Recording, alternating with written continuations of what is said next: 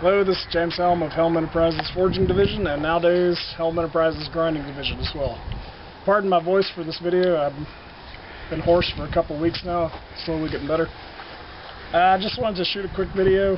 I have a new line of tactical Tomahawks that I will be doing a full video on here in the future.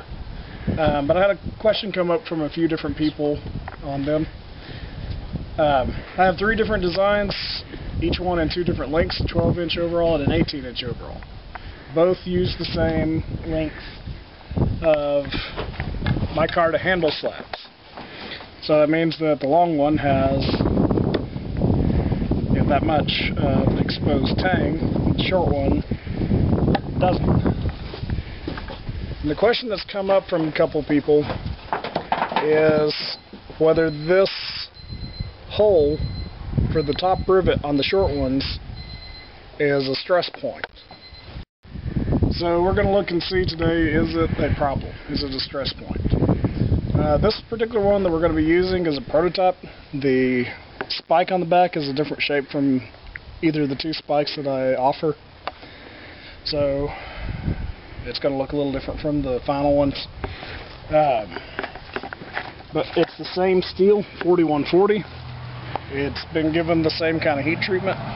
Although I did this before I had my new even heat treatment furnace for the hardening process. So the new ones will have an even better heat treatment than this does, since I have more control over it. So we'll see how it handles what we put it through. So, taking a look, this is a blank that hasn't been finished out, obviously. On the rivet holes, I actually countersink them. Sharp edges concentrate stress. So I countersunk them to break any sharp edges there where the rivet will be going through and spread the stress out, not concentrate it, make it stronger. That's also why going into the head and the spike, that's a 2-inch radius. That's spreading the stress out over a huge area. So you'll never have it breaking up here. So what we want to see is it going to break under stress right where the rivet hole is. And we're going to be sledgehammering it. Something that you should never really be doing with your Tomahawk. So I haven't tried this yet. We'll see what it does. Alright, I'm going to be using a 6-pound sledgehammer. And I'm going to be putting it on this board because otherwise it would just drive into the stump. I'm cutting cross grain on the board so it's not going to cut in very deep. But it'll stabilize enough that we can test what it test.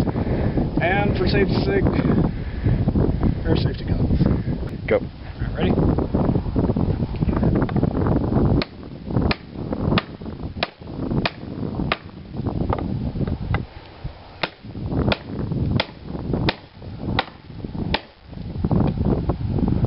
So, we've had no movement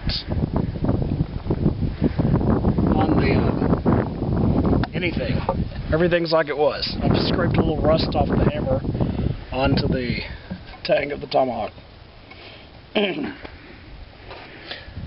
This prototype was just spray painted with Krylon.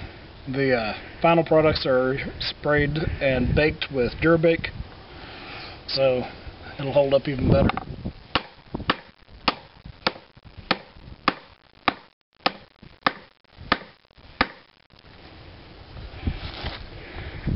Nothing.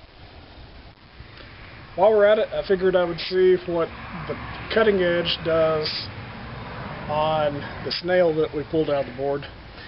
This has already been through a lot of abuse and hasn't been resharpened.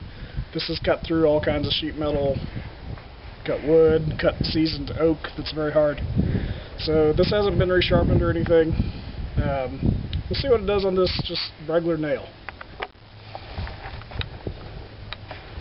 Watch me miss. Okay. Ready? Yeah.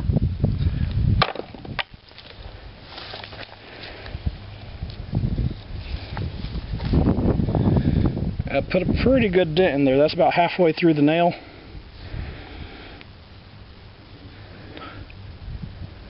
No damage to the edge. No roller chip. Nope. Let's try it again. See if I can cut through. Ready? Yep.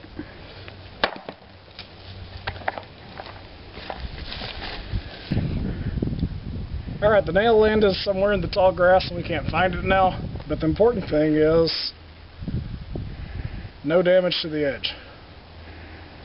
So, you really shouldn't be cutting steel that thick with your Tomahawk. Nor hitting it with a sledgehammer. Or hitting it with a sledgehammer. But, you know, I'm building these with military usage in mind, and I didn't want to put anything on the market that I couldn't trust a soldier's life with. So I think that does a pretty good job of showing that, yes, you can trust the strength of these hawks. Thank you.